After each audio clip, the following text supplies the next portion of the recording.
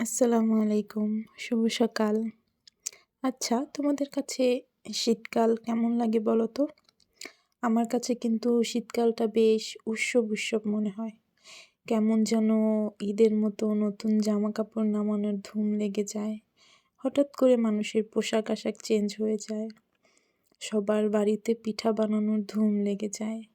ছেলেপেলেরা একটু জায়গা পেলেই র‍্যাকেটের জন্য কোর্ট কেটে রাত জেগে র‍্যাকেট খেলে এবং বিকেলবেলা সেই কোর্ট দখলে যায় ছোট ছেলেমেয়েদের। এবং বছরের শেষের দুঃখ এবং শুরুর যে আনন্দটা একমাত্র শীতকালেই পাওয়া যায়। শীতকালে ধুম পড়ে যায় মেয়েদের তার বাবার বাড়িতে পিঠাপুলির দাওয়াতে।